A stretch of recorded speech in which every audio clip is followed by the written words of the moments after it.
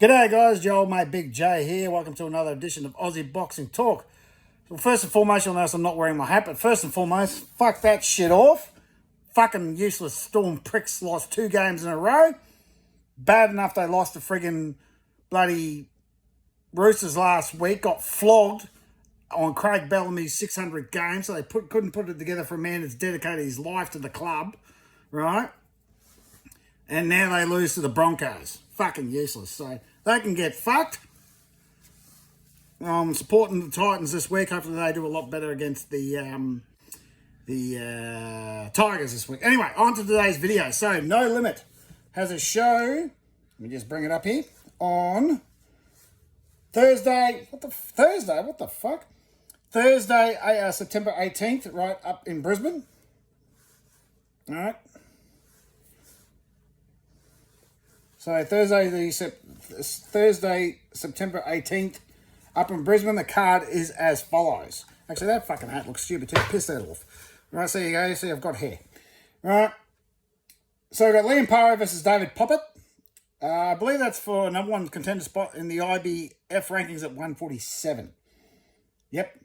Then you got Liam Wilson versus Sandy Therese Montilla. I think that's what his name is. That's for the WBO International Super Lightweight title. So Liam Wilson's moved up to Super Light. Okay, fair enough. 140. Brock Jarvis versus Ken Aiken. That's a Super Welter fight. Paulo Costa returns to No Limit after a couple of years. A person putting his career on hold. Against, no, Casey Dixon, that fight's actually fallen through. He's fighting another guy now, I just got told. Jacob Benji returns after 3 years after that controversial fight with Billy Dibb back in March of 2022. He's fighting a Ricky Ninto. Lachlan O'Shea is fighting, I can't pronounce this, but it's Mundine's nephew, Daharigan Tiwela. I hope I pronounced that correctly. Floyd Masson is fighting an Indian bloke whose name I can't even pronounce.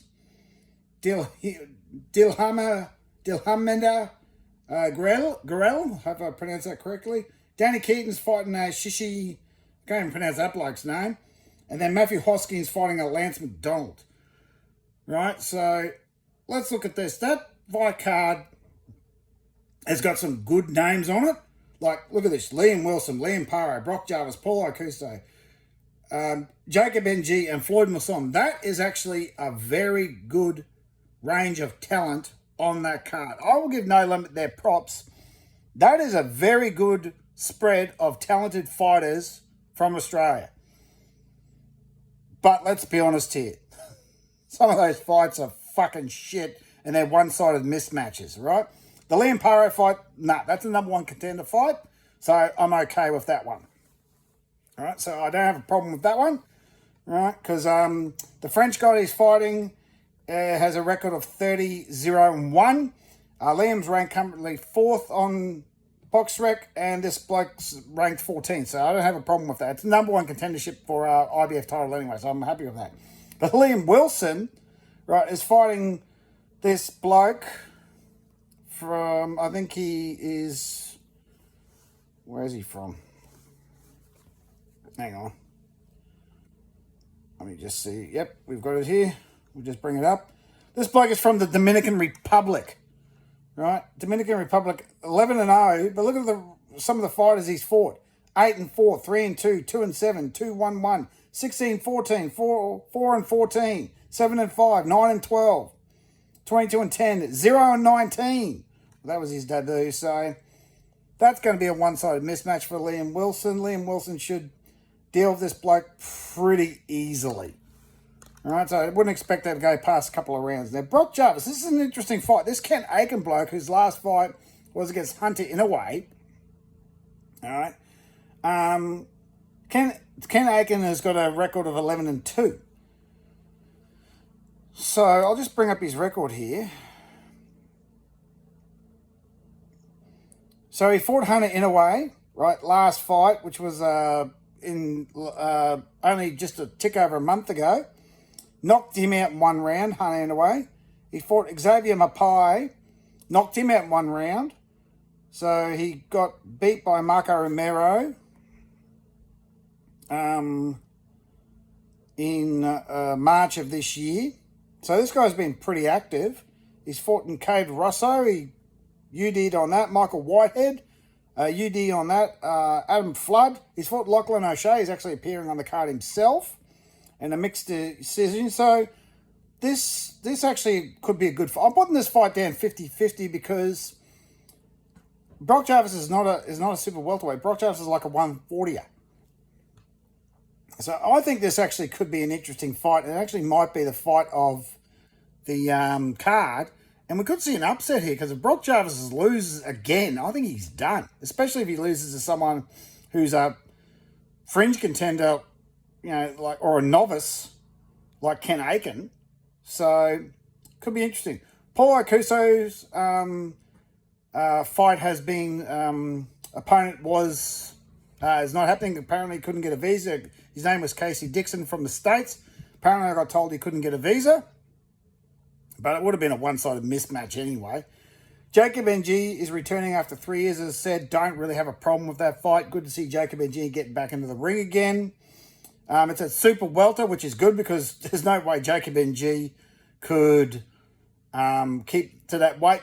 To describe Jacob NG, for those who don't know what it is, he used to be called the Dancing Flamingo. He used to wear this pink, fluffy thing, like similar to what Hulk Hogan would wear to the ring.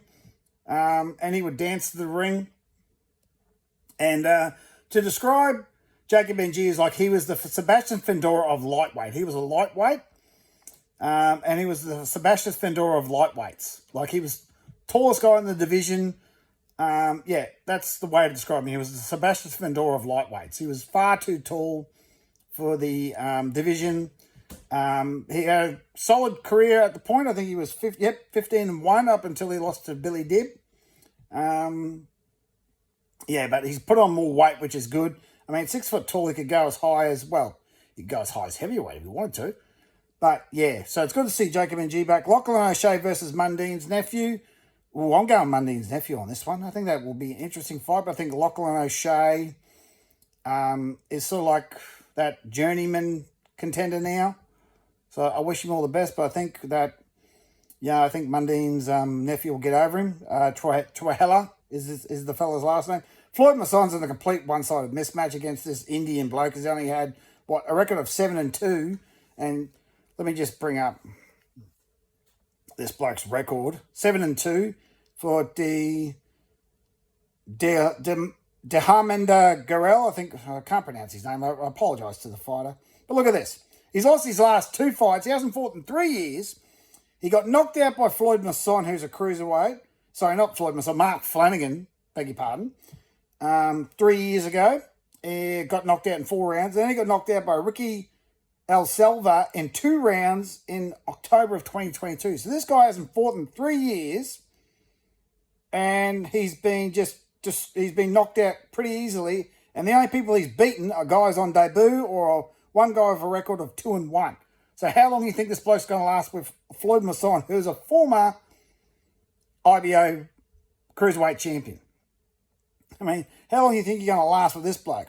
And remember, Floyd Masson beat John Parker, who I believe is Joe's younger brother, right? And he knocked him out in 7 rounds. So how long do you think this bloke's going to last? This fight won't last a round. Floyd will just destroy this poor bastard. So it's interesting. It's like, once again, it's no limit giving us these one-sided mismatches that aren't doing the fighters they're not doing the fighters any good. I mean, Floyd Masson is a former IBO world champion. Why is he in one-sided mismatches with Indian guys who haven't fought in 3 years and lost their last 2 fights by knockout? I mean, Floyd Masson are we saying that Floyd Masson is fallen that far that he needs to fight a bloke who hasn't fought in 3 years and got knocked out twice in his last 2 fights? I don't think so. I think Floyd Masson is worthy of a bit better opponent than that.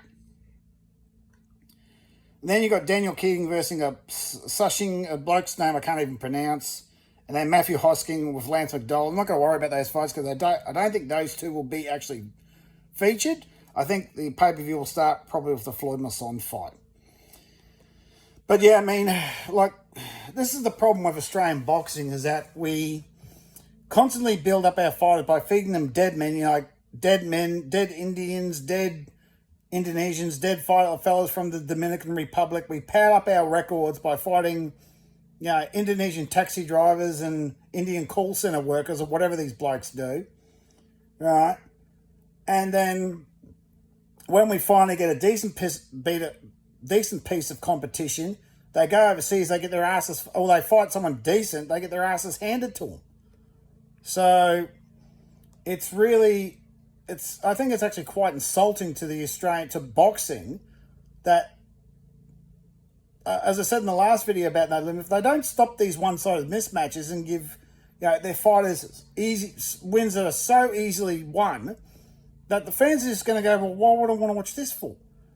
Because this card is a C grade. This card has got A grade fighters on it, but it's actually C level card. Because bar the Paro fight, it's full of one-sided mismatches. Liam Wilson's in a one-sided mismatch. The Brock Jarvis fight on paper looks interesting. It's a 50-50 fight, but Paulo Cuso, even if it was Casey Dixon, would probably destroy him easy.